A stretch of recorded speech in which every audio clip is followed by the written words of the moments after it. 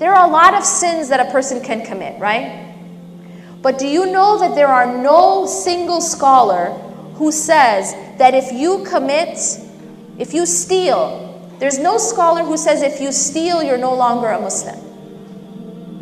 There's no scholar who says that if you commit fornication or adultery, you're no longer a Muslim. There's no scholar who says that if you drink alcohol, you're no longer a Muslim. Even the taking of life.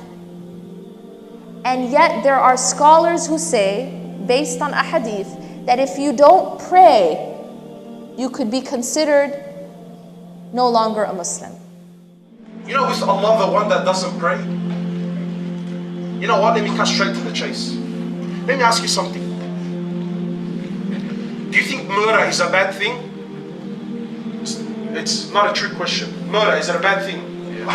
What about being a pedophile? You think that's awful? I think that's the most disgusting thing in the world. All major sins.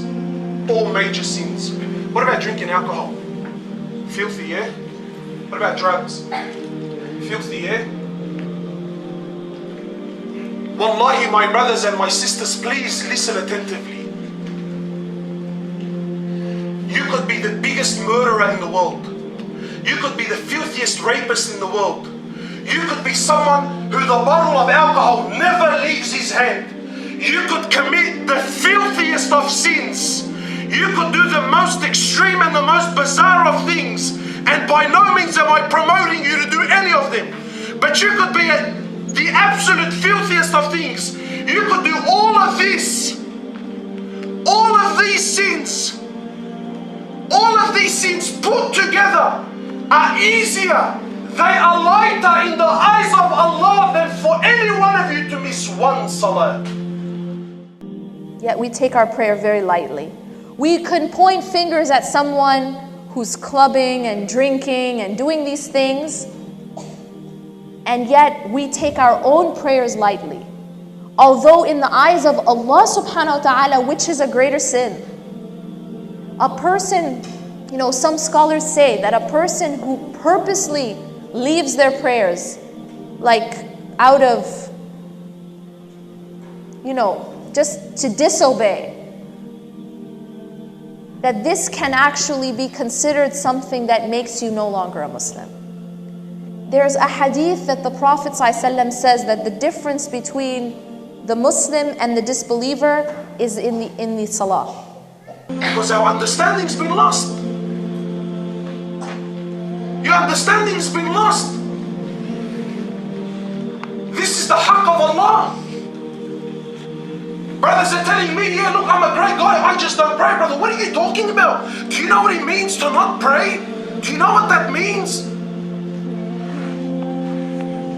To not pray. And I ask you why, sincerely, please tell me, why is it that you don't pray?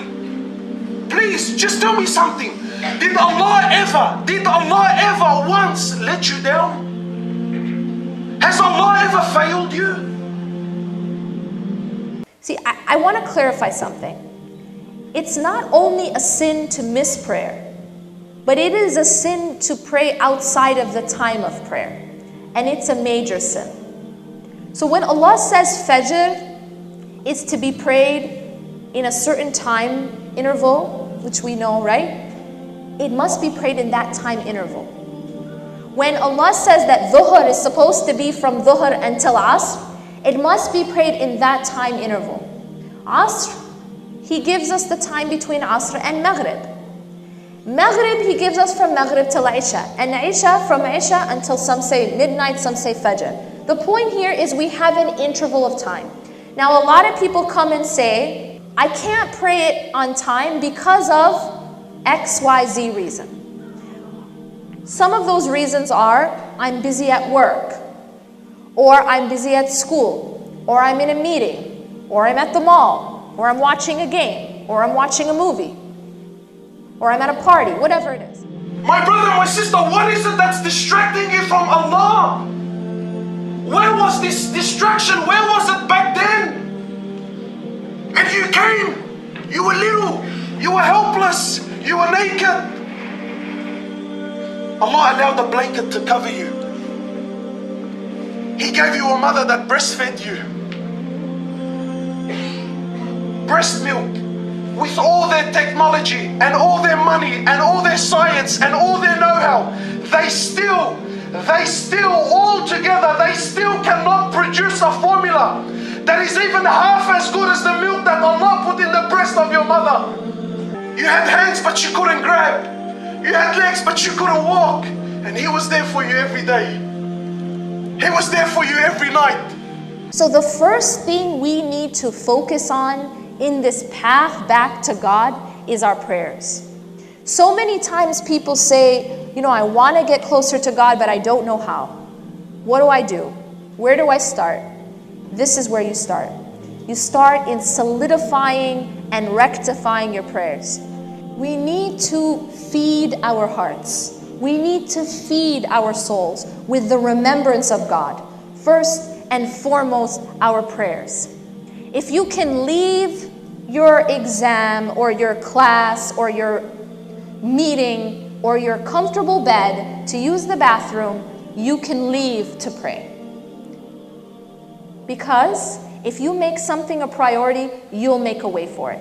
Our problem is it just isn't a priority. Let's be real. It just isn't. It just isn't. If you make it a priority, you'll do it. Feeding the heart with the remembrance of Allah. Remember that the one who does not remember Allah, the Prophet ﷺ said that the difference between the one who remembers Allah and the one who does not is like the difference between the living and the dead.